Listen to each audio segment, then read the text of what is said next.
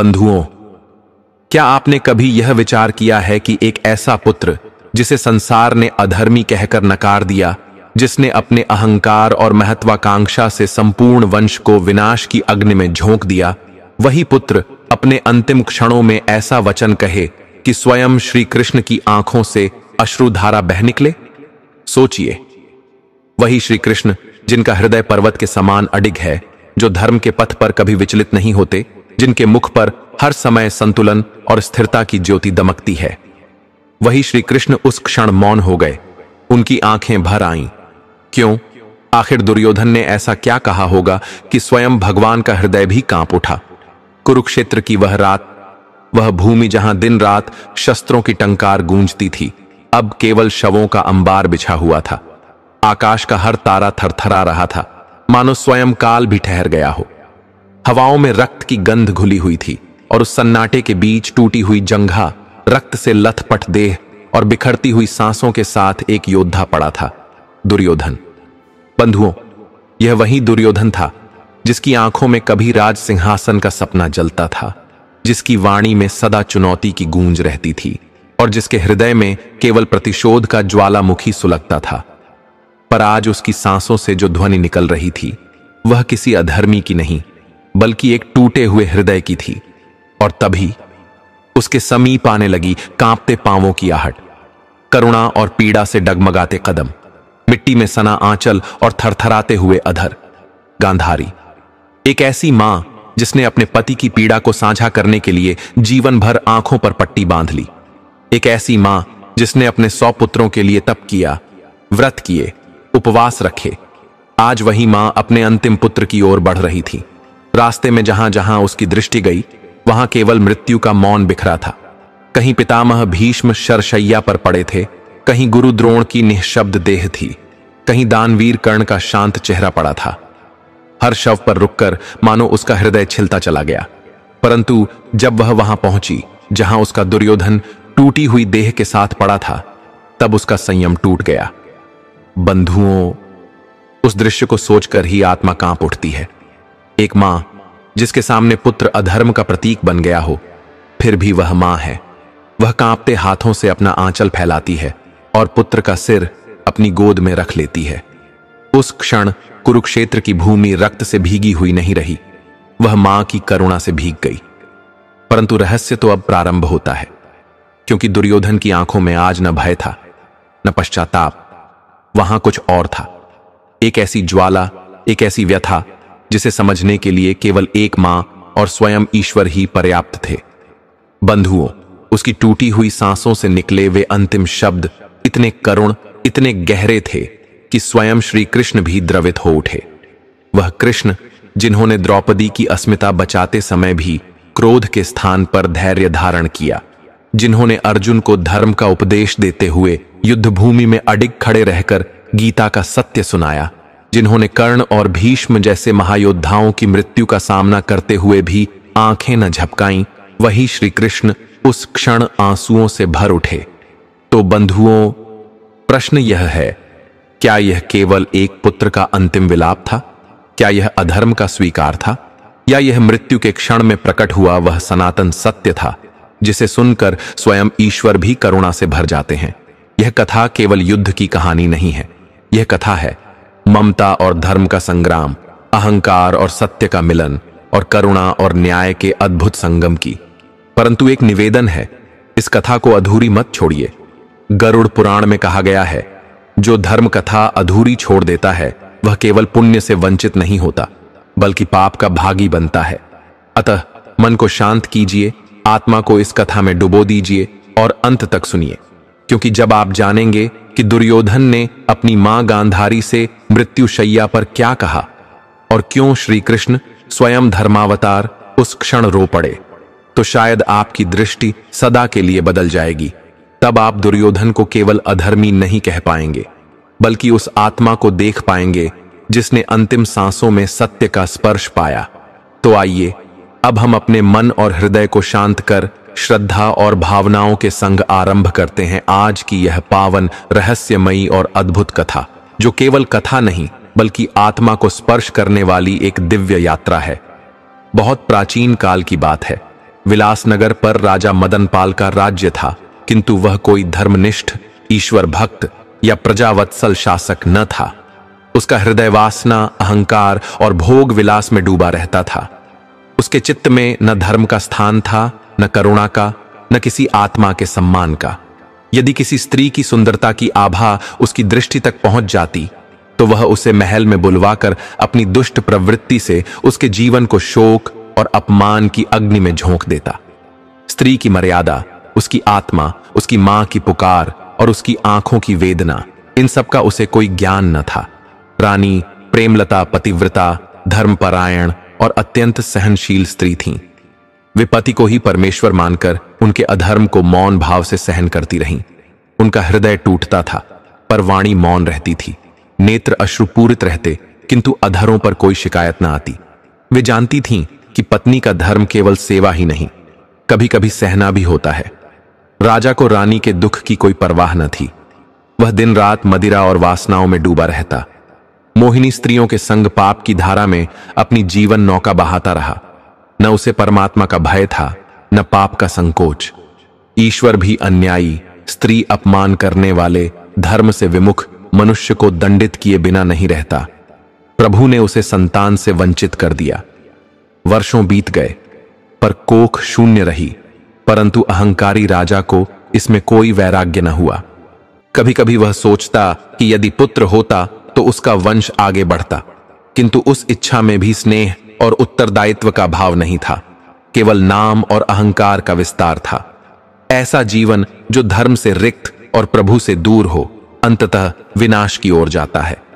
यही सत्य है कि जो पुरुष स्त्री की मर्यादा नहीं समझता, पत्नी के मौन दुख को नहीं सुनता और राज्य को पाप की नींव पर खड़ा करता है, उसके भाग्य में सुख, संतान और ईश्वर का स्नेह नहीं होता। समय बीतता गया। रानी प्रेमलता अपने आंसुओं से हर रात्रि को सींचती रहीं। एक दिन उनका शरीर दुर्बल हो उठा। वैद्य ने कहा कि रानी गर्भवती हैं। यह सुनकर राजा कुछ समय के लिए संयमित हुआ, किंतु वह भी स्थायी न रहा। 9 माह बाद रानी ने एक दिव्य रूपवती कन्या को जन्म दिया।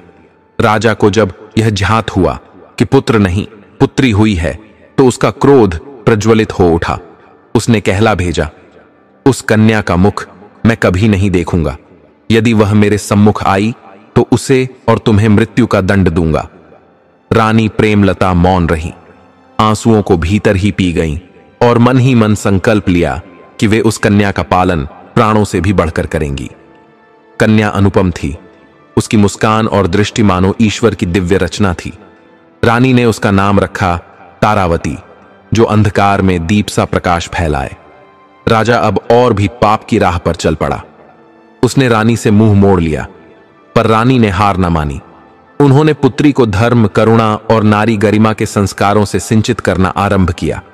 तारावती 10 वर्ष की हुई तो नगर में उसकी रूप लावण्य की चर्चा होने लगी।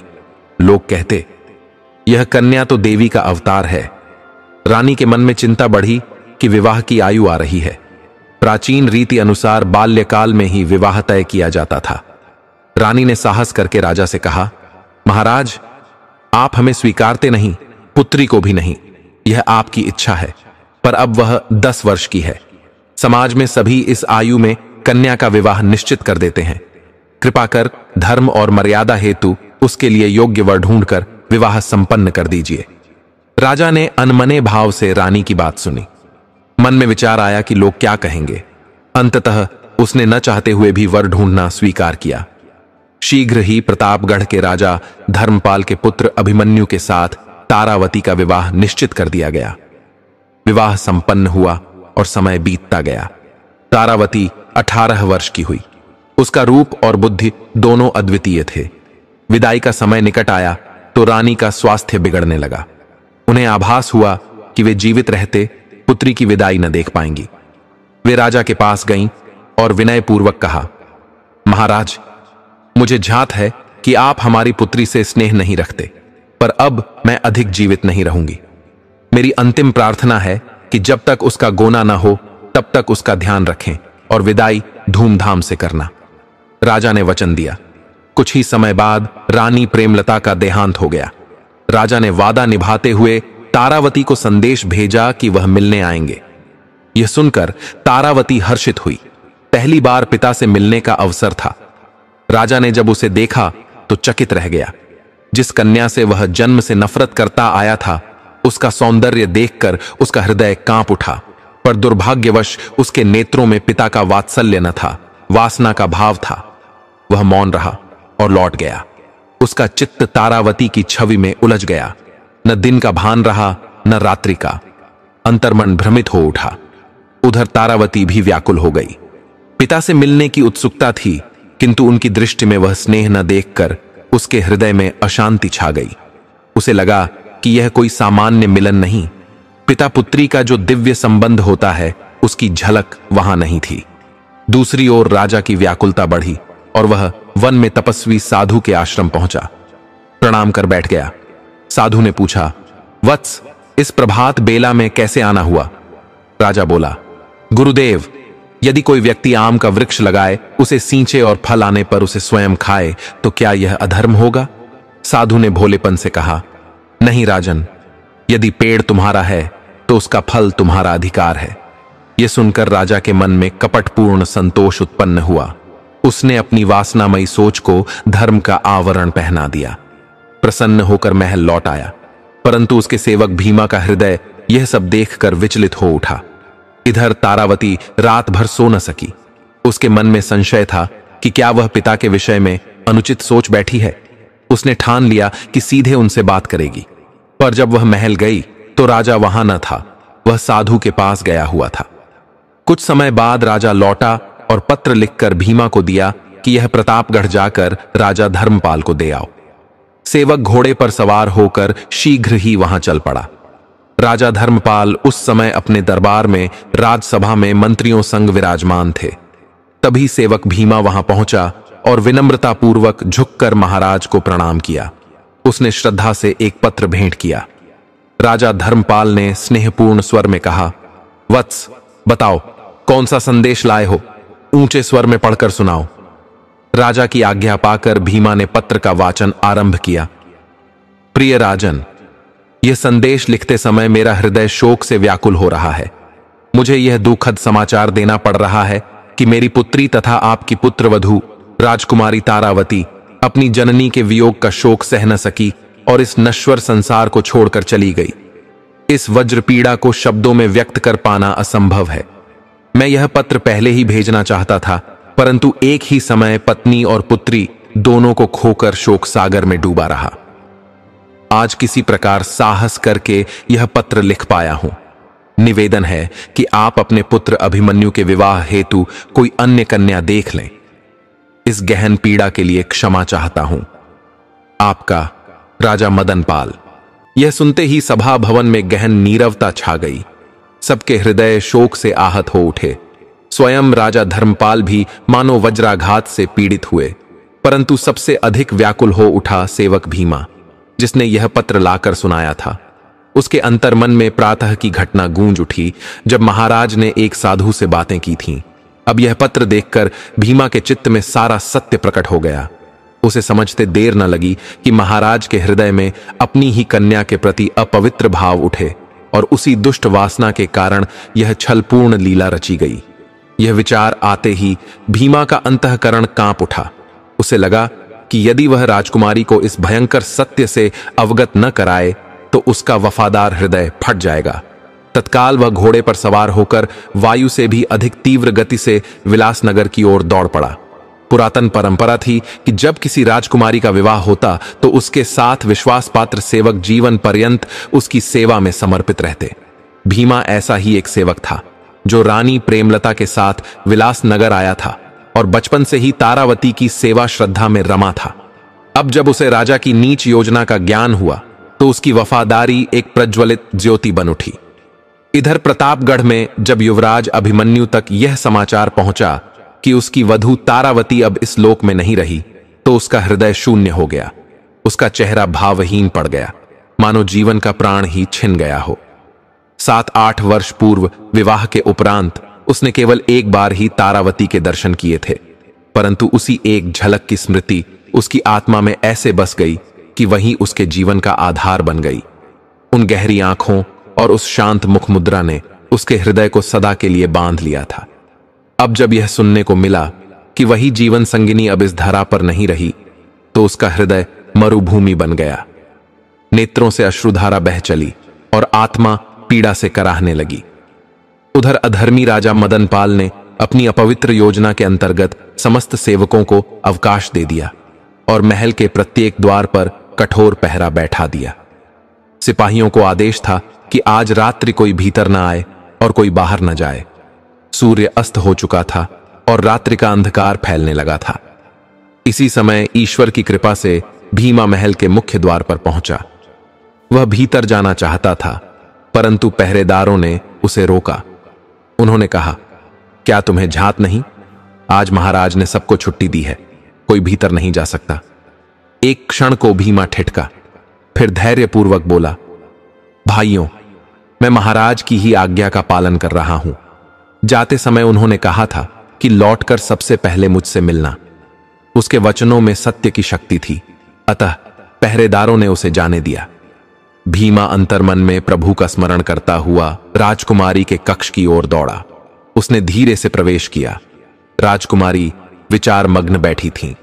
जैसे ही उनकी दृष्टि भीमा पर पड़ी, वे चौंकीं और क्रोध से कुछ कहने ही वाली थीं कि भीमा फोल्डेड हैंड्स में बोला, क्षमा प्रार्थी हूं राजकुमारी, आपकी आज्ञा के बिना आया हूं, परंतु विषय ही ऐसा है कि मौन रहना धर्म विरुद्ध होता। राजकुमारी का हृदय कोमल था। उन्होंने क्रोध शांत कर मधुर स्वर में कहा, कहिए काका, कौन सी बात आपको इस प्रकार आने को विवश कर लाई? तब भीमा ने नम्रता से संपूर्ण घटनाक्रम सुनाना आरंभ किया। किस प्रकार राजा ने प्रातःकाल तपस्वी से वार्ता की, किस प्रकार उसने झूठा पत्र बनवाकर प्रतापगढ़ भेजा जिसमें तारावती की मृत्यु का असत्य समाचार था।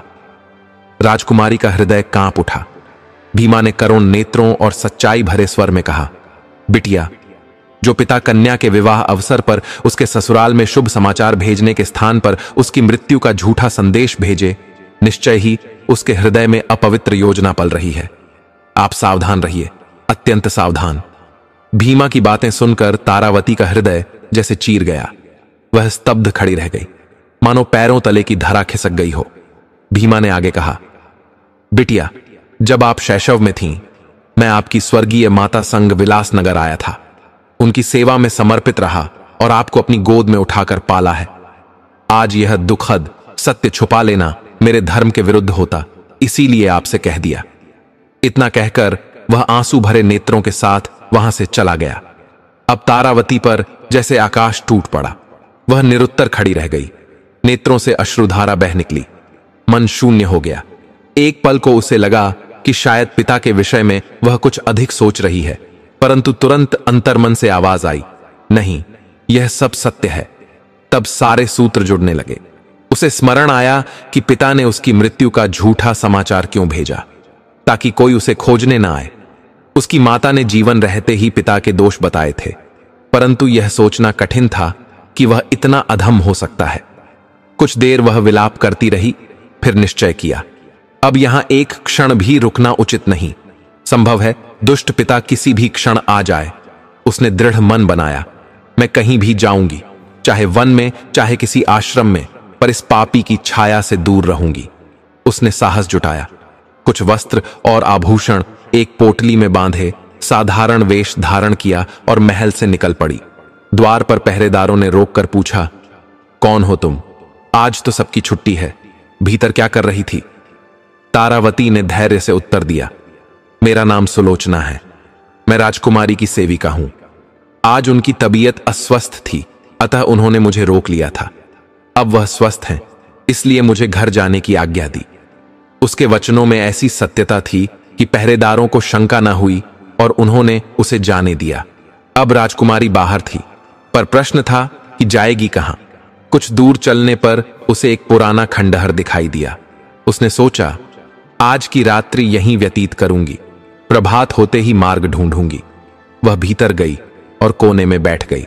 एक समय राजमहल में पलने वाली कन्या स्वर्ण मंडित शैया पर सोने वाली आज टूटी छत के नीचे बैठी थी। आंसू बहते रहे और हृदय घोर दुख से भर गया। रात्रि बीत गई।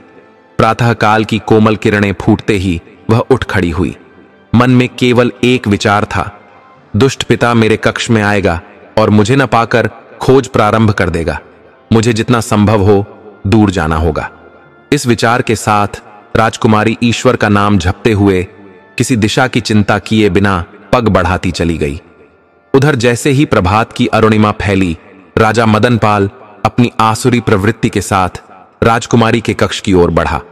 परंतु जब कक्ष में प्रवेश किया और राजकुमारी वहां न मिली तो मानो किसी ने उसके हृदय पर वज्राघात कर दिया हो।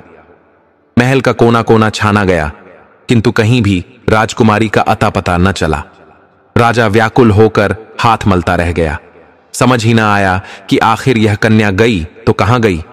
उधर राजकुमारी तारावती चलती चलती जब थकान से चूर हो गई तो एक निर्मल और शांत नदी के तट पर बैठ गई। प्यास से व्याकुल होकर जब उसने झुककर जल पिया तो उसी क्षण उसकी दृष्टि जल में पड़ी, अपनी ही छवि पर टिक गई। अपने सौंदर्य को देख उसका मन घृणा और विषाद से भर उठा। मन ही मन बोली, हे प्रभु, यही रूप तो मेरे दुख का कारण है। यदि यह न होता तो शायद मैं अपने घर आंगन में सुरक्षित रहती। उसने सोचा, काश मैं कुरूप होती तो किसी की दृष्टि इतनी अपवित्र न होती। उसका मन टूट चुका था। विचारों के तूफान में वह वहीं बैठी रही। फिर मन में आया, क्यों ना मैं अपनी ससुराल जाऊं और सब कुछ कह सुनाऊं।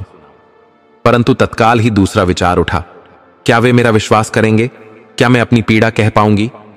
तभी कठोर संकल्प ने उसके अंतःकरण को जकड़ लिया, इस रूप को ही नष्ट कर दूं। जब स्वरूप ही न रहेगा तो कोई इस पर बुरी दृष्टि भी न डालेगा। उसने बिना विलंब किए अपने तन पर कालिख पोत ली। वह अब न राजकुमारी लग रही थी, न कोई पहचान सकता था। साधारण सी स्त्री का रूप धारण कर लिया, जिसने अपने सौंदर्य का परित्याग कर आत्मसम्मान की रक्षा का व्रत लिया। संसार की हर कन्या जहां रूप सौंदर्य का स्वप्न देखती है, वहां तारावती ने ईश्वर का स्मरण करते हुए अपने मुखमंडल को काला कर दिया। यह कोई सामान्य पीड़ा न थी, यह अपने आत्मबल और मर्यादा की रक्षा हेतु किया गया कठोर तप था। जब उसने पुनः जल में अपनी परछाई देखी तो स्वयं भी पहचान न सकी। अब सौंदर्य की कोमलता न थी, बल्कि पीड़ा और कठोरता का आभास था। मन में दृढ़ निश्चय कर लिया, अब मैं प्रतापगढ़ जाऊंगी। वहीं मेरा आश्रय है, वहीं मेरे पति हैं, वहीं मेरे अपने हैं। इस संकल्प के साथ उसने अपने कदम तीव्र कर दिए। रास्ते में उसे एक गाड़ीवान मिला। उसने कुछ धन देकर उसकी गाड़ी में स्थान लिया। हृदय में एक ही प्रार्थना थी, हे प्रभु, मेरी मर्यादा और आत्मसम्मान की रक्षा करना। संध्या होते होते वह प्रतापगढ़ पहुंच गई। मुख्य द्वार पर पहुंचकर पहरेदारों ने उसे रोक लिया। उसके काले रूप और साधारण वेश को देख वे उपहास और क्रोध से बोले, कौन हो तुम? कहां जा रही हो? राजकुमारी ने विनम्र स्वर में कहा, मैं एक दुखियारी स्त्री हूं जो आपके राजा से मिलने आई हूं। किंतु पहरेदारों ने उसे भिखारिन समझकर वहां से भगा दिया। तारावती का हृदय फट पड़ा। इतने कष्ट सहकर इतनी आशा लेकर आई थी। मन में आया, अब प्राण त्याग दूं। परंतु तुरंत ही मन ने कहा, बिना अंतिम प्रयत्न किए मैं हार क्यों मानूं? वह सराय में चली गई और अगली सुबह फिर प्रयत्न करने का संकल्प किया। प्रातःकाल वह फिर महल आई, किंतु पहरेदारों ने उसे पुनः लौटा दिया। अंततः उसने निश्चय किया कि वह यहीं द्वार पर बैठकर राजा की प्रतीक्षा करेगी। राजमहल में रहने वाली राजकुमारी अब भिखारिन सी महल के द्वार पर दिन रात बैठी रहती। 3 दिन यही क्रम चलता रहा। चौथे दिन जब वह दुखी मन से द्वार पर बैठी थी, तभी महल का द्वार खुला और घोड़े पर सवार राजा धर्मपाल बाहर निकले। राजकुमारी ने तत्क्षण उनके घोड़े के आगे आकर अपने दोनों हाथ जोड़कर विनम्र भाव से कहा, हे महाराज, मैं बहुत दिनों से आपकी प्रतीक्षा कर रही हूं। आपसे कुछ निवेदन करना है। राजा असमंजस में पड़ गए। पहरेदार बोले, महाराज, यह वही पगली है जो कई दिनों से मिलने की जिद कर रही है। राजकुमारी ने तुरंत कहा, नहीं महाराज, मैं पगली नहीं हूं। मैं एक दुखियारी स्त्री हूं। आपके चरणों में आश्रय की याचना लेकर आई हूं। राजा ने करुण स्वर में कहा, मैं अभी आवश्यक कार्य से जा रहा हूं। कल इसी समय दरबार में आना, तुम्हें कोई नहीं रोकेगा। यह सुनकर राजकुमारी के हृदय में आशा का दीप जल उठा। अगले दिन वह दरबार में पहुंची। उसके काले रूप को देख दरबार के लोग तिरस्कार भरी दृष्टि से देखने लगे। वह राजा धर्मपाल के चरणों में जाकर प्रणाम कर बोली, महाराज, मेरा नाम चंदा है। मैं पास के राज्य से बड़ी उम्मीद लेकर आपके पास आई हूं। मेरे परिवार में कोई नहीं। आप मुझे कोई कार्य दे दीजिए ताकि मैं आपके चरणों की सेवा कर सकूं। राजा ने उसे गंभीर दृष्टि से देखा और कठोर स्वर में बोले, मेरे पास सेवकों की कोई कमी नहीं है कि किसी पराये राज्य की क्रूप स्त्री को महल में रखूं। राजा के मुख से निकले ये शब्द तारावती के हृदय पर वज्र प्रहार समान लगे। उसका मन व्यथा से भर उठा, किंतु उसने भीतर ही भीतर प्रभु का स्मरण करते हुए धैर्य धारण किया। फिर राजा ने उपहास भरे स्वर में कहा, यदि यह बात तुम कल ही महल के द्वार पर बता देती तो मैं यहीं से तुम्हें मना कर देता। क्यों व्यर्थ में मेरा और अपना समय गवाया? राजकुमारी तारा ने अंतिम बार प्रयास किया। उसने अत्यंत विनम्रता से निवेदन किया, हे महाराज, मुझे कोई भी छोटा से छोटा कार्य दे दीजिए, किंतु मेरी 2 अत्यंत साधारण प्रार्थनाएं हैं। उसकी यह बात सुनकर पूरा दरबार ठहाकों से गूंज उठा। कोई कहने लगा, अरे राजा, इसे काम देना नहीं चाहता और यह शर्तें रखने चली हैं। कितनी मूर्ख है। राजा भी पहले विस्मित हुए, फिर जिज्ञासा से बोले, ठीक है, बताओ तुम्हारी शर्तें क्या हैं? तारा ने दोनों हाथ जोड़कर कहा, हे महाराज, मेरी पहली प्रार्थना यही है कि मुझे काम के बदले केवल 2 समय की रूखी सूखी रोटी दी जाए, क्योंकि मुझे उससे अधिक की कोई आवश्यकता नहीं। कृपया इसे मेरी शर्त माने। राजा ने मन ही मन सोचा, कैसी अजीब स्त्री है, मांगती तो कुछ भी नहीं और उसे भी शर्त कहती है। वे उसकी सहजता देखकर हल्का मुस्कुराए और बोले, अच्छा, यह शर्त स्वीकार है। अब दूसरी बताओ। राजकुमारी बोली, महाराज, मेरी दूसरी शर्त यह है कि यदि मुझसे कोई भूल हो जाए तो कृपया मुझे काम से ना निकालें। भले ही दंड में मुझे कोड़े ही क्यों न मारें, किंतु मुझे इस सेवा से वंचित न करें।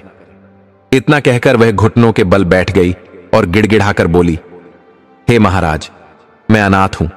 इस संसार में मेरी कोई आशा शेष नहीं। आप ही मेरी अंतिम शरण हैं। मुझ पर कृपा कीजिए, मुझे अस्वीकार मत कीजिए। राजा धर्मपाल के भीतर का करुण भाव उमड़ पड़ा।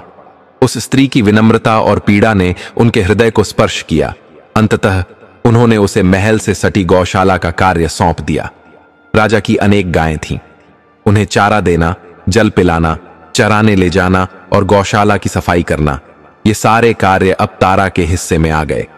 रहने के लिए भी उसे गौशाला के पास ही एक झोपड़ी दे दी गई। पर इस अपमानजनक स्थिति में भी तारा हृदय से प्रसन्न थी, क्योंकि अब वह अपने प्रभु अभिमन्यु के निकट थी। जब सेविका उसे चंदा नाम देकर गौशाला की ओर ले जा रही थी, तभी उसकी दृष्टि कुछ ही दूरी पर खड़े राजकुमार अभिमन्यु पर पड़ी। अपने पति को समीप देखकर उसका हृदय उमड़ पड़ा। उसकी आंखों से अश्रुधारा बहने लगी। उसके भीतर एक साथ असंख्य भाव उमड़ पड़े। वियोग का दुख, मिलन का सुख, संकोच, आभार और प्रेम। उसका मन कर रहा था कि दौड़कर उनके चरणों में गिर पड़े और कह दे, मैं जीवित हूं, मैं तुम्हारी ही हूं। किंतु समय का विचार करते हुए उसने अपने हृदय को रोक लिया और चुपचाप आगे बढ़ गई। उसी क्षण राजकुमार अभिमन्यु के पास खड़े एक व्यक्ति ने हाथ से इशारा कर उसे बुलाया। उसका हृदय पुनः धड़क उठा। धीरज धरती हुई वह उनके समीप पहुंची। सेवक ने कहा, तेरा नाम क्या है? राजकुमार जानना चाहते हैं। तारा ने अपनी दृष्टि उठाई और पहली बार अपने पति को इतने निकट से देखा। उसकी आंखें उनके रूप पर ठहर गईं। राजकुमार अभिमन्यु का तेजस्वी चेहरा, उनका हृष्ट पुष्ट शरीर, वही रूप था जिसके दर्शन के लिए वह वर्षों से तरस रही थी। जब वह उन्हें अपलक देखने लगी तो पास खड़ा व्यक्ति उपहास पूर्वक बोला, क्या देख रही है? क्या कभी राजकुमार नहीं देखा? अपनी नजरें नीचे रख। क्या तूने कभी खुद को आईने में देखा है? तू इतनी कुरूप और काली है कि यदि शीशे में देखे तो वह भी चकनाचूर हो जाएगा। यह कहकर वह हंसी उड़ाने लगा। बेचारी तारा अपमान से जल भरी आंखों से नीचे देखने लगी। तभी राजकुमार अभिमन्यु क्रोध से भर उठे और बोले, यदि वह कुरूप है, काली है, तो इसमें उसका क्या दोष? यह तो उस परमेश्वर की रचना है। किसी के रूप रंग का उपहास करना उस सृष्टिकर्ता का अपमान करना है। राजकुमार के वचन सुनकर वह उपहास करने वाला व्यक्ति मौन रह गया। वहीं खड़ी तारा का हृदय अपने स्वामी के प्रति गर्व और सम्मान से भर उठा। उसने सोचा, धन्य है मैं जो ऐसे उच्च विचारों वाले पुरुष की जीवन संगिनी हूं। वह संकोच से मुस्कुराई और धीमे स्वर में बोली, मेरा नाम चंदा है। राजकुमार ने कहा, ठीक है चंदा, अब तुम जा सकती हो। इसके बाद तारा अपने कार्य में लग गई। वह गायों की सेवा में तन मन से जुड़ गई। उसकी लगन से दूध भी बढ़ने लगा। गायें भी पहले से अधिक स्वस्थ और सुंदर दिखने लगीं। धीरे धीरे लोग जो पहले उसका तिरस्कार करते थे अब उसका सम्मान करने लगे। राजा भी उसे अन्य कार्य सौंपने लगे। हर समय उसके मन में एक ही बात रहती, कब उसे अपने स्वामी अभिमन्यु के दर्शन हो। जिस दिन दर्शन हो जाते वही दिन उसके लिए सबसे सुखद होता। इधर उसका पिता मदनपाल अपनी पुत्री की गुमशुदगी से व्याकुल रहने लगा। क्योंकि उसने स्वयं ही उसे मृत घोषित कर दिया था, इसलिए खोज भी नहीं कर सकता था। हर बीतता दिन उसके लिए नर्क के समान था। वह स्वयं को सबसे घृणित और अधम मानने लगा। रातों को जाग जाग कर स्वयं को दंडित करता। अब उसके जीवन का एक ही लक्ष्य था, किसी प्रकार तारा को ढूंढकर उसके चरणों में गिरकर क्षमा मांग ले। यदि जीवित रहते ऐसा कर पाया तो ही उसकी आत्मा को शांति मिलेगी, अन्यथा मृत्यु के पश्चात भी वह इसी अग्नि में जलता रहेगा। उधर प्रतापगढ़ में राजा धर्मपाल अपने पुत्र अभिमन्यु के विवाह की सोचने लगे, क्योंकि तारा की मृत्यु का समाचार आए 1 वर्ष से अधिक बीत चुका था। वे चाहते थे कि राजकुमार अब जीवन में आगे बढ़े। जब यह बात अभिमन्यु को ज्ञात हुई तो उसने पिता से निवेदन किया, पिताश्री कृपया मुझे क्षमा करें, किंतु विवाह और सच्चा प्रेम जीवन में केवल एक बार होता है और मेरा वह हो चुका है। भले ही मैंने राजकुमारी तारावती के साथ जीवन न बिताया हो, किंतु मेरा हृदय और आत्मा उसी से बंध चुके हैं। यदि वह मुझे छोड़ गई तो दोष मुझ में होगा, पर मैं पुनः विवाह नहीं करूंगा। किंतु धर्मपाल पर इन वचनों का कोई प्रभाव न पड़ा। वे अपने पुत्र के लिए वधू की खोज जारी रखे रहे। यह समाचार जब तारा के कानों तक पहुंचा कि उसका स्वामी अब भी उसी से प्रेम करता है और दूसरी बार विवाह नहीं करना चाहता, तो उसकी आंखों से प्रेम और वेदना के आंसू बह निकले। उसका मन भर आया। उसने सोचा, काश मैं दौड़कर उनके पास जा सकूं, अपने समस्त दुख उनके चरणों में रख दूं। परंतु यह सोचते ही उसका हृदय संकुचित हो गया। वह कैसे कहे कि उसका अपना पिता कितना अधर्मी निकला, कैसे बताए कि वह उसी से बचकर भागी थी।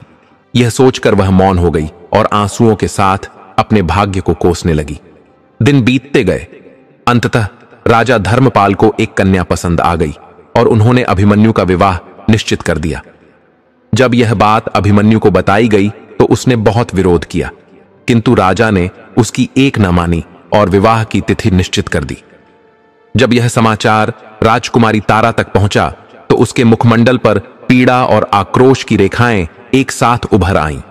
उस क्षण उसके अंतःकरण में दृढ़ निश्चय की ज्योति प्रज्वलित हुई। उसने संकल्प किया, चाहे कुछ भी करना पड़े, परंतु इस विवाह को वह होने नहीं देगी।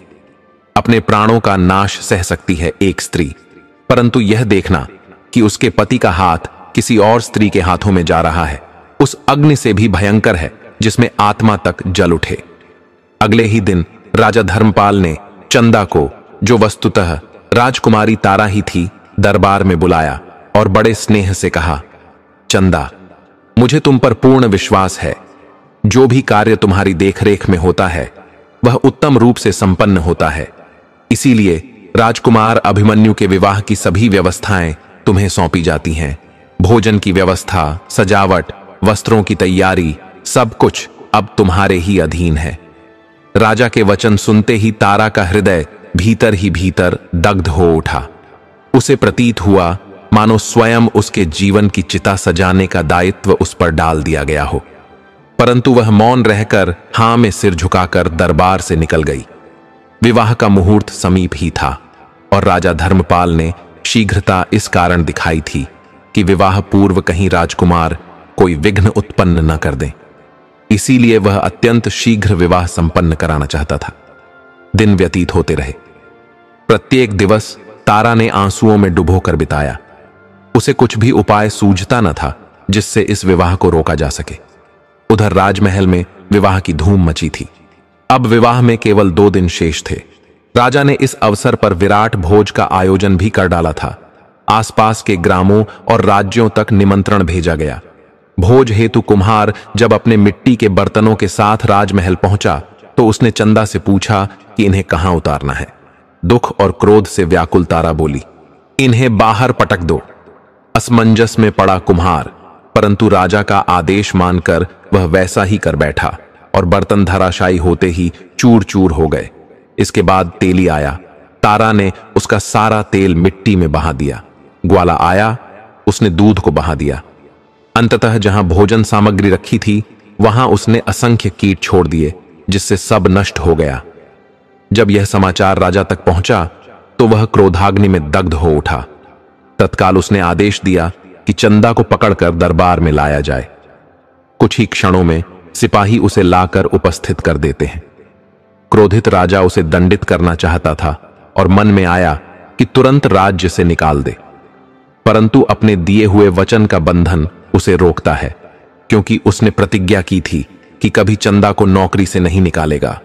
तब उसने आदेश दिया, इसे 100 कोड़े मारो, ऐसे कि हर प्रहार के साथ इसकी खाल उधड़ जाए, ताकि इसे अपने कर्मों का भान हो। राजा के आदेश पर तारा को 100 कोड़े मारे गए। पीड़ा और रक्त से भिगोई उसकी देह कराह रही थी। वह खून के आंसू रो रही थी। दंड समाप्त होने पर सिपाही उसे उसकी झोपड़ी में छोड़ जाते हैं। वहां वह अकेली पड़ी रहती है। किसी ने भी उसकी सुधि न ली। एक ओर शरीर को कोड़ों की मार थी और दूसरी ओर हृदय को अपने पति के विवाह का दुख, मानो समस्त संसार के दुख उसी के जीवन में उतर आए हों। सबसे बड़ा आघात उसे इस बात का था कि अगले ही दिन राजकुमार का विवाह है और उसके सभी प्रयत्न व्यर्थ हो गए हैं। परंतु ईश्वर ने उस पर कृपा दृष्टि डाली। अचानक उसके अंतःकरण में एक विचार उत्पन्न हुआ। आंखें चमक उठीं। वह अपने घावों की पीड़ा भूलकर साहस के साथ खड़ी हुई और राजा की अश्वशाला में जाकर सबसे तेज दौड़ने वाले घोड़े पर सवार हो निकली। घोड़ा वायु वेग से दौड़ा और कुछ ही घंटों में वह रोजीवास नगर पहुंची, जहां विवाह का आयोजन था। वहां पहुंचकर उसने राजमहल में प्रवेश किया। राजकुमारी विलासिनी अपने कक्ष में अकेली बैठी थी, विवाह की चिंता में व्याकुल। तभी तारा ने सेविका के वेश में द्वार खटखटाया। कौन?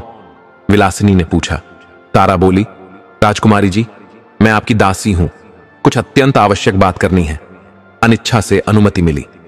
तारा भीतर गई और निवेदन किया, क्षमा करें राजकुमारी, पर यह विवाह आपको नहीं करना चाहिए। यह सुन विलासिनी चौंक गई। बोली, क्या कह रही हो और तुम हो कौन? मैंने तुम्हें पहले कभी नहीं देखा।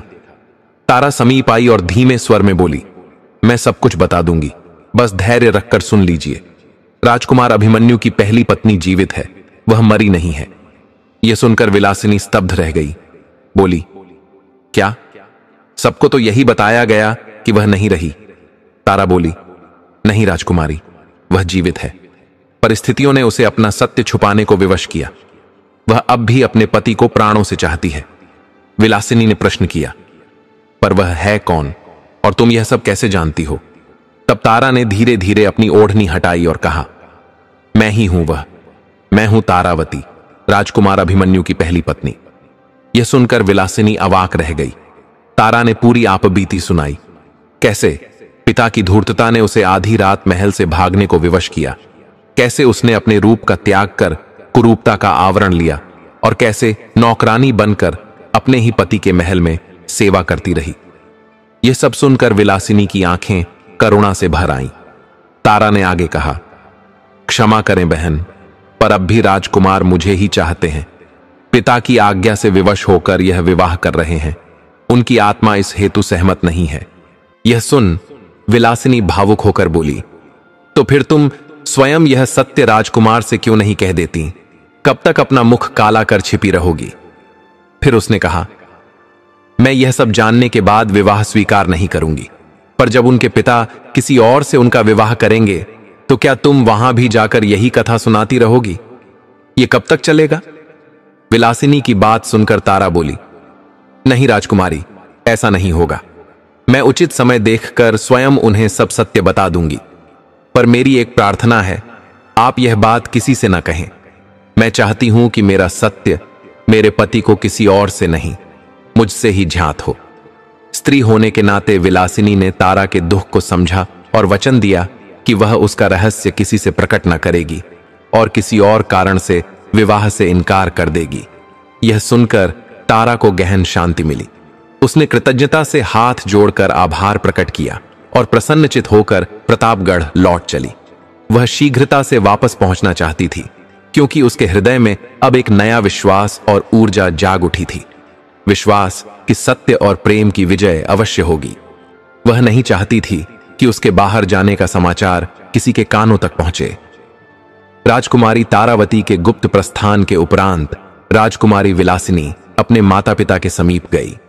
वहां देखा तो वे दोनों हर्षोल्लास से परिपूर्ण होकर उसके विवाह की ही चर्चा कर रहे थे और यह कह रहे थे कि ऐसा योग्य वर तो भाग्य से ही प्राप्त होता है। उनके प्रसन्न मुखमंडल को देखकर राजकुमारी विलासिनी का मन कुछ उदास हो उठा, परंतु धैर्य और दृढ़ता का संबल लेकर वह उनके समीप गई और विनीत स्वर में बोली, मैं यह विवाह नहीं करूंगी। उसके वचन सुनकर माता पिता विस्मित हो उठे और कारण पूछने लगे। तब राजकुमारी ने मस्तक झुकाकर कहा, क्षमा प्रार्थिनी हूं पिताश्री और माताश्री, परंतु मेरा हृदय इस विवाह के लिए सहमति नहीं दे रहा। मेरी आत्मा के भीतर से एक विचित्र वेदना उठ रही है, जैसे यह विवाह किसी के भी लिए मंगलकारी नहीं होगा, न मेरे लिए, न राजकुमार अभिमन्यु के लिए और न ही आप सबके लिए। यह निर्णय मैंने बहुत मनन और आत्मविचार के पश्चात लिया है। आप मुझ पर विश्वास रखिए और मुझसे कोई और प्रश्न न कीजिए। राजकुमारी की वाणी सुन माता पिता का हृदय शोक से भर गया, परंतु वे उसकी आत्मा की पुकार को अनसुना न कर सके और मौन सहमति दे दी। अगले दिन महाराज रत्नवर्धन सिंह ने अपने विश्वासी सेवक को शाही पत्र लिखकर राजा धर्मपाल के पास भेजा। जब सेवक पत्र लेकर पहुंचा तो राजा धर्मपाल के मन में अनिष्ट की आशंका भर उठी, क्योंकि इससे पूर्व भी उन्हें इसी प्रकार के पत्र में अपनी पुत्र वधू की मृत्यु का दुखद समाचार मिला था। भय और चिंता से भरे हुए उन्होंने सेवक को पत्र पढ़ने का आदेश दिया। पत्र में लिखा था, श्रीमान महाराज धर्मपाल को सादर प्रणाम। राजकुमारी विलासिनी और राजकुमार अभिमन्यु के विवाह हेतु आपने जो स्नेह और विश्वास प्रदर्शित किया उसके लिए हम हृदय से कृतज्ञ हैं, किंतु अत्यंत खेद के साथ निवेदन है कि हमारी पुत्री इस विवाह से विनम्रता पूर्वक पीछे हट गई है। उसका मत है कि यह विवाह यदि न हो तो दोनों राज्यों की प्रतिष्ठा और शांति के लिए अधिक हितकारी होगा। यह निर्णय किसी अपमान अथवा बाहरी दबाव से नहीं, बल्कि उसकी अंतरात्मा की पावन पुकार से लिया गया है। हमें विश्वास है कि आप हमारे इस निर्णय को सम्मान देंगे और दोनों राज्यों के बीच पूर्ववत मैत्री और सौहार्द बना रहेगा। आपका सदा शुभचिंतक रत्नवर्धन सिंह। यह पत्र सुनकर राजा धर्मपाल शोक सागर में डूब गए। विवाह की सारी तैयारियां पूर्ण हो चुकी थीं और यह दूसरी बार था जब उनके पुत्र के विवाह में विघ्न आया। सिर पकड़कर वे गहन चिंता में डूब गए और सोचने लगे कि उनके पुत्र के साथ ही बार बार ऐसा क्यों हो रहा है। तभी राजकुमार अभिमन्यु ने क्रोध और व्यथा से भरे स्वर में कहा, देखा पिताश्री, मैं पहले ही कह रहा था, यदि हमारे भाग्य में विवाह सुख होता तो पहली पत्नी का वियोग हमें सहना ही क्यों पड़ता। अब यदि आपने पुनः मेरे विवाह का प्रयास किया तो मैं अपना जीवन समाप्त कर दूंगा। यह कहकर वे दुख और रोष से दरबार छोड़कर चले गए। उधर राजकुमारी तारा प्रतापगढ़ पहुंच चुकी थी और गुपचुप महल के पिछले द्वार से भीतर जाकर घोड़े को अस्तबल में बांधकर अपने स्थान पर लौट आई। जब उसे झांत हुआ कि राजकुमार अभिमन्यु का विवाह टूट गया है तो उसका हृदय प्रसन्नता से झूम उठा। उसके दिन पुनः हर्ष और संतोष में बीतने लगे। राजकुमारी तारा का नित्य नियम था कि दोपहर को वह गायों को लेकर वन में जाती, वहां स्नान करती और तत्पश्चात अपनी देह पर कालिख पोत लेती। एक दिन संयोगवश राजकुमार अभिमन्यु भी उसी वन में आ निकले। तारा स्नान में लीन थी और अपने ही भावों में डूबी हुई थी। स्नान के उपरांत जब वह अपने हाथों पर कालिख पोत रही थी तभी अभिमन्यु की दृष्टि उस पर पड़ी। उसके गोरे कोमल हाथ देखकर वह चकित रह गया। यह कैसी बात, यह तो काली थी, इसके हाथ इतने श्वेत कैसे। निश्चय ही इसके पीछे कोई रहस्य है। मन में अनेक प्रश्न उठते ही उसने सोचा कि अभी पूछूं, पर अगले ही क्षण ठहर गया और निश्चय किया कि कल पुनः आकर सब सच्चाई जानेगा। रात भर उसकी आंखों में वही दृश्य घूमता रहा। प्रातः होते ही वह पुनः उसी स्थल पर छिपकर बैठ गया। दोपहर को तारा गायों के साथ आई, उन्हें छोड़ स्वयं तालाब में उतरी। जैसे ही जल ने उसकी देह को स्पर्श किया, वैसे ही कालिख बह गई और उसका तेजोमय मुख प्रकट हुआ। अभिमन्यु ने जब उस दैदीप्यमान रूप को देखा तो उसकी धड़कन रुक गई। वही मुखमंडल, वही कजरारी आंखें, वही तेजस्विता, यह तो उसकी प्रिय पत्नी राजकुमारी तारावती ही थी। स्तब्ध होकर वह देखता रहा और भावनाओं के बोझ से मूर्छित होकर गिर पड़ा। जब चेतना लौटी तो तारा वहां से जा चुकी थी। संकल्प कर वह अगले दिन फिर आया और छिपकर देखने लगा। पुनः तारा स्नान कर रही थी और उसकी वास्तविकता उजागर हो गई। तब अभिमन्यु ने दृढ़ स्वर में पुकारा, राजकुमारी तारावती। अपना नाम सुनते ही तारा चौंक उठी और पीछे मुड़ी। कौन है? किसने पुकारा? तभी झाड़ियों से निकलकर अभिमन्यु उसके समीप आया और प्रेम व श्रद्धा से उसे अपनी बाहों में भर लिया। पर जिस पति की एक झलक देखने को राजकुमारी तरसती रही थी, उसे अपने समीप खड़ा देख उसका हृदय भी पिघल उठा। दोनों एक दूसरे को कसकर अपनी बाहों में भर लेते हैं। इस मिलन की अवस्था में न जाने कितना समय बीत गया। दोनों की आंखों से अश्रु निरंतर बहते रहे, पर वाणी मौन थी। कुछ देर बाद राजकुमार ने गहरी सांस लेकर कहा, मुझे पहले से आभास था कि यह तुम ही हो, परंतु अब तक तुम इस रूप में क्यों जी रही थी? क्यों किसी को सत्य न बताया? कितने ही अत्याचार तुम्हें सहने पड़े। जब तुम जीवित थी तो मृत्यु का संदेश क्यों भेजा और यहां दासी का जीवन क्यों स्वीकार किया? राजकुमार के प्रश्न एक के बाद एक झरने लगे, किंतु राजकुमारी तारा निःशब्द रोती रही। उसके लिए आज समस्त संसार मानो उसके चरणों में आ गया था। कुछ समय बाद जब वे दोनों शांत हुए तो सरोवर के तट पर आ बैठे।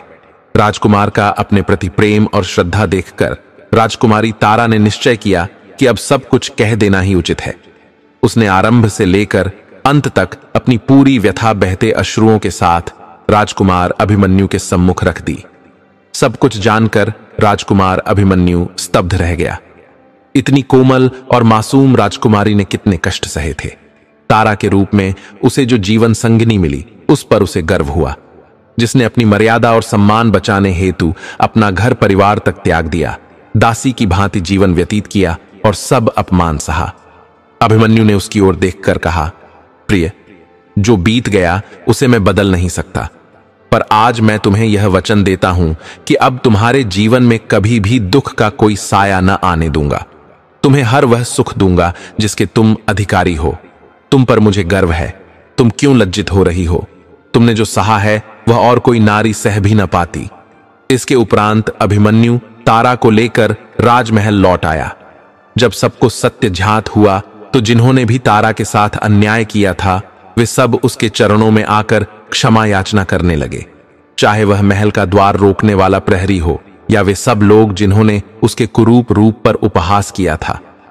अंत में स्वयं महाराज धर्मपाल ने भी अपनी बहू के सम्मुख खड़े होकर हाथ जोड़कर कहा, बेटी, मुझे क्षमा कर देना। अनजाने में मुझसे भयंकर अपराध हुआ। मैंने तुम्हें कठोर दंड दिए, यहां तक कि कोड़े भी बरसवाए। अपने पिता समान ससुर को इस रूप में देख तारा बोली, पिताश्री, इसमें आपकी कोई गलती नहीं। यदि मैं आपके स्थान पर होती तो शायद ऐसा ही करती, क्योंकि अपने पुत्र का विवाह बिगाड़ने वाले को यही दंड उचित प्रतीत होता। यह सुनकर राजा धर्मपाल ने तुरंत सेनापति को आज्ञा दी, सेना तैयार करो, कल ही हम विलासनगर पर आक्रमण करेंगे। उस दुष्ट मदनपाल की यह हिम्मत कि इतना नीच कर्म कर सके। तब राजकुमारी तारा ने कहा, पिताश्री, आप ऐसा करने से पूर्व मुझे अभिमन्यु के साथ वहां जाने की अनुमति दें। अनिच्छा से ही सही, किंतु राजा ने आज्ञा दी। जब तारा अपने पति के साथ विलासनगर पहुंची तो एक सेवक ने बताया कि उसका पिता अपने जीवन के अंतिम दिनों में है। उसके जाने के बाद से वह निरंतर दुख में डूबा रहता है, किसी से बोलता नहीं, हर समय पछतावे में खोया रहता है। यह सुनकर तारा अपने पिता से मिलने गई। उसे देखते ही वृद्ध राजा उसके चरणों में गिर पड़ा और विलाप करने लगा। बेटी, मुझे क्षमा कर दो। मैं इस जग का सबसे अधम पिता हूं। तुम्हारे जाने के बाद से मैं हर दिन तिल तिल कर मरता रहा। शायद मेरे प्राण केवल तुमसे क्षमा मांगने के लिए ही ठहरे थे। इतना कहकर ही राजा मदनपाल ने अंतिम श्वास छोड़ दी। आंखों में आंसू लिए तारा ने विधिवत उनका अंतिम संस्कार किया और फिर अभिमन्यु के साथ ससुराल लौट आई। वहां पहुंचकर उन्होंने पुनः विवाह संस्कार किए और जीवन के शेष दिन सुख और शांति के साथ व्यतीत किए। अब कभी भी राजकुमारी तारा के जीवन में दुख का बादल न आया। यह कथा हमें स्मरण कराती है कि वास्तविक सौंदर्य और शक्ति भीतर छिपी आत्मा में होती है, बाहरी रूप में नहीं। तारा का संघर्ष और आत्मसम्मान सिखाता है कि जीवन की परीक्षा तब होती है जब हम टूटते संसार में भी अपनी पवित्रता और दृढ़ता को बनाए रखते हैं। हमारे कर्म और हमारी चेतना ही हमें बांधते हैं या मुक्त करते हैं। तारा ने सभी अत्याचार सहकर भी अपनी निर्मलता न खोई। यही उसकी सबसे बड़ी विजय थी। अभिमन्यु का प्रेम यह दर्शाता है कि जब हृदय से देखा जाए तो बाहरी आवरण मिट जाते हैं और आत्मा का स्वरूप प्रकट होता है। यही सच्चा प्रेम है जो दुख और कठिनाइयों में भी साथ देता है। दुष्ट राजा मदनपाल का अंत हमें यह शिक्षा देता है कि अधर्म का साम्राज्य क्षणिक होता है, अंततः सत्य और धर्म की ही विजय होती है। यह कथा हमें बताती है कि सत्य और प्रेम से बढ़कर कोई धर्म नहीं। हर अंधकार के बाद प्रकाश आता है। आशा कभी समाप्त नहीं होती। दुख और पीड़ा हमें आत्मा की पहचान कराते हैं। अंत में क्षमा और प्रेम ही हृदय को शांति प्रदान करते हैं। जैसे तारा ने अपने अस्तित्व और आत्मसम्मान के लिए संघर्ष किया, वैसे ही हमें भी अपने जीवन की हर कठिनाई में अपनी आत्मा की आवाज सुननी चाहिए, जो हमें सच्चाई के मार्ग पर ले जाती है। दर्शक बंधु, इस कथा को यदि माता गांधारी की दृष्टि से देखें तो 3 गहरी शिक्षाएं मिलती हैं जो तारा के जीवन और संघर्ष से जुड़ती हैं। पहली शिक्षा यह कि अन्याय के समय मौन रहना सबसे बड़ा अपराध है। यही पश्चाताप माता गांधारी ने भी अपने जीवन में किया जब उन्होंने अपने पुत्रों के अन्याय पर मौन साध लिया। बंधुओं, जैसे गांधारी ने मौन रहकर अपने जीवन का सबसे बड़ा बोझ उठाया, उसी प्रकार इस कथा में राजा मदनपाल का पाप भी बढ़ता गया, क्योंकि जब समय रहते किसी ने उसका विरोध नहीं किया, तब अन्याय ने जड़ें जमा ली। पहली सीख यही है कि जब किसी स्त्री या अबला पर अत्याचार हो रहा हो, तब मौन रहना सबसे बड़ा अपराध है। अन्याय के विरुद्ध आवाज उठाना ही धर्म है, अन्यथा जीवन भर गांधारी की तरह पछताना पड़ सकता है। दूसरी सीख यह है कि स्त्री का धैर्य उसकी सबसे बड़ी शक्ति है, किंतु उसकी परीक्षा बार बार लेना उचित नहीं। गांधारी ने अपने पति की दृष्टिहीनता का भागी बनकर आंखों पर पट्टी बांधी और आजीवन तप किया, पर जब उसका संयम टूटा, तब उसने श्री कृष्ण जैसे पुरुष को भी श्राप देने में विलंब नहीं किया। राजकुमारी तारा ने भी गहरी पीड़ा, अपमान और दंड सहा, किंतु जब सीमा टूट गई, तब वह अन्याय के विरुद्ध खड़ी होकर एक शक्ति का रूप ले बैठी। इसीलिए सीख यही है कि स्त्री को कभी कमजोर मत समझो। उसकी सहनशीलता जब टूटती है तो वह अग्नि बन जाती है, वही अग्नि जो गांधारी के श्राप में प्रकट हुई। तीसरी सीख यह है कि पिता का अधर्म संतान के भाग्य को भी भस्म कर देता है। गांधारी ने अपने पुत्र दुर्योधन को अधर्म की ओर बढ़ते देखा, किंतु उसे रोका नहीं। परिणाम यह हुआ कि उसका समस्त कुल विनाश की ओर चला गया। राजा मदनपाल ने भी अपनी संतान पर अन्याय किया और उसका पाप न केवल उस पर बल्कि पूरे परिवार और राज्य पर दुख का कारण बना। एक पिता यदि अपनी संतान के साथ अन्याय करता है तो वह केवल एक हृदय नहीं तोड़ता, बल्कि अपने पूरे वंश, सम्मान और आत्मा को खो बैठता है। यदि स्वयं गांधारी इस कथा को देखती तो वे यही कहती, स्त्री की मर्यादा का अपमान, अधर्म पर मौन रहना और सत्ता के अहंकार में इंसानियत को कुचलना, ये 3 ऐसे अपराध हैं जिनका फल कभी क्षमा नहीं होता। परंतु बंधुओं, कथा यहां समाप्त नहीं होती। अभी एक और गहरा प्रसंग शेष है। यह जानना शेष है कि आखिर मरते हुए दुर्योधन ने अपनी मां गांधारी से ऐसा क्या कहा, जिसे सुनकर स्वयं श्री कृष्ण की आंखें अश्रुपूर्ण हो गईं। कुरुक्षेत्र का युद्ध समाप्त हो चुका था, परंतु युद्ध भूमि पर पड़ा टूटी जंघा वाला, रक्त से लथपथ और अधूरी आंखों में पीड़ा समेटे वह शरीर दुर्योधन का था। वही दुर्योधन जो कभी गर्व और सामर्थ्य का प्रतीक था, जो कहता था, मैं अधर्म नहीं, मैं स्वाभिमान हूं। आज वही मृत्यु के द्वार पर पड़ा था, अकेला, पराजित और भीतर से पूर्णतः टूट चुका। उसकी श्वासें धीरे धीरे मंद पड़ रही थीं, किंतु उसकी आंखें अभी भी एक अंतिम स्पर्श की प्रतीक्षा कर रही थीं, अपनी मां गांधारी की। गांधारी, वह मां जो जन्म से अंधी नहीं थी, परंतु अपने पति के लिए आंखों पर पट्टी बांधकर स्वयं को अंधा बना लिया था, जिसने अपने 100 पुत्रों के लिए तपस्या की, व्रत किए और पूजन किए। आज वही मां अपने अंतिम पुत्र की मृत्यु का दृश्य देखने बढ़ रही थी। उसके कदम कांप रहे थे, किंतु हृदय की पुकार उसे रणभूमि तक खींच ले गई। शवों के बीच चलते चलते वह उस स्थान तक पहुंची जहां उसका अंतिम पुत्र मृत्यु से जूझ रहा था। कांपते हाथों से उसने अपने आंचल को फैलाया और अंधी आंखों से भी अपने पुत्र की आत्मा को पहचान लिया। दुर्योधन की आंखों से आंसू बह निकले। वही पुत्र जिसने मां की वाणी को कभी महत्व नहीं दिया, जो सदैव सत्ता और वैभव के स्वप्न में डूबा रहा, परंतु आज मृत्यु के समीप उसने जाना कि वैभव और सिंहासन का मूल्य शून्य है और केवल मां की गोद ही है जो मृत्यु के क्षणों में भी उसे अपनाने को तैयार है। उसने कांपती आवाज में कहा, मां, मैंने सब कुछ खो दिया। मैंने रिश्तों को तोड़ा, धर्म को ललकारा, सत्य को ठुकराया और स्वयं को अजय समझा। मैंने भीष्म पितामह को शरशैया पर छोड़ दिया, गुरु द्रोणाचार्य की मृत्यु पर मौन रहा, कर्ण को छल से हराया और अभिमन्यु जैसे बालक को मारने का षड्यंत्र किया। परंतु आज जब मृत्यु सामने है, तब मैं समझ रहा हूं कि कोई युद्ध बाहर नहीं होता, सबसे बड़ा युद्ध भीतर होता है। और मां, मैं अपने भीतर के युद्ध में हार गया। गांधारी की आंखें पट्टी से ढकी थीं, किंतु भीतर की दृष्टि सब देख रही थी।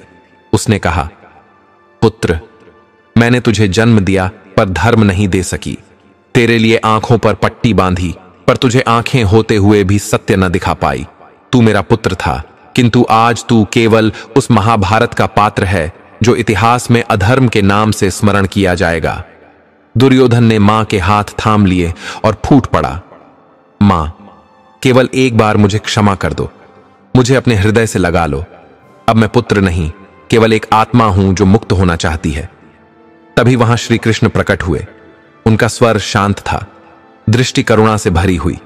उन्होंने कहा, दुर्योधन, तू महान योद्धा था, किंतु तेरा मार्ग गलत था। तेरे भीतर अद्भुत पराक्रम था, परंतु तूने अपने भीतर का युद्ध कभी नहीं लड़ा। यदि तू अर्जुन की तरह आत्मयुद्ध करता तो युगों युगों तक पूज्य बनता, पर तूने बाहर की लड़ाई में विजय चाही और भीतर की हार को अनदेखा किया। दुर्योधन ने कृष्ण की ओर देखा और पहली बार बिना ईर्ष्या, बिना गर्व, बिना द्वेष के बोला, कृष्ण, मैंने तुम्हें कभी नहीं समझा। मैंने तुम्हें छलिया और नीति कुशल कहा, पर आज मृत्यु के द्वार पर मुझे तुम्हारी निःशब्दता समझ में आती है। तुम्हारा हर निर्णय मेरे विनाश के लिए नहीं, मेरे उद्धार के लिए था। तुमने बार बार मुझे संकेत दिए, किंतु मैंने आंखें फेर लीं। कृष्ण की आंखों से अश्रु बहने लगे। उन्होंने कहा, दुर्योधन, आज जो वचन तू कह रहा है, यदि पहले कहता तो यह रक्तपात न होता। तू राज्य का सबसे योग्य राजा बन सकता था यदि तूने केवल अपने हृदय को जीत लिया होता। मैंने तुझे दंड देने का विचार कभी नहीं किया, केवल तुझे समझाने का प्रयास किया, पर तेरे चारों ओर की चापलूसी ने सत्य की ध्वनि को तुझ तक पहुंचने ही नहीं दिया। अब तू जा रहा है, पर तेरे ये अंतिम वचन मेरे हृदय को विदीर्ण कर रहे हैं। गांधारी ने कांपते स्वर में कहा, कृष्ण, यदि आज मेरा पुत्र तुम्हारी करुणा में शांति पा रहा है, तो क्या मैं तुम्हें श्राप दूं या यह मानूं कि तुम मेरे पुत्र के विनाश के कारण नहीं, उसके आत्म प्रकाश के दीपक हो। कृष्ण ने मौन रहकर मां के चरणों में शीश झुका दिया। गांधारी ने कहा, श्राप नहीं दूंगी कृष्ण, मेरी करुणा तुम्हारे साथ रहेगी, क्योंकि तुमने धर्म निभाया और मां को उसका पुत्र लौटाया, चाहे मृत्यु शैया पर ही क्यों ना हो। दुर्योधन की सांसें अब क्षीण हो गईं। उसका चेहरा शांत था, आत्मा हल्की। उसने अंतिम बार कहा, मां, कृष्ण, मेरे शरीर को अग्नि को मत देना, इसे कुरुक्षेत्र की मिट्टी में दबा देना, ताकि जब भी इस भूमि पर फूल खिलें वे यह गवाही दें कि यहां एक दुर्योधन था जिसने अंततः सत्य को पहचाना, भले देर से, और उसकी श्वास रुक गई। कुरुक्षेत्र की हवाएं मौन हो गईं। श्री कृष्ण की आंखों से अश्रुधारा बह चली, न केवल एक योद्धा के लिए बल्कि उस आत्मा के लिए जिसने अंतिम क्षणों में धर्म को जाना।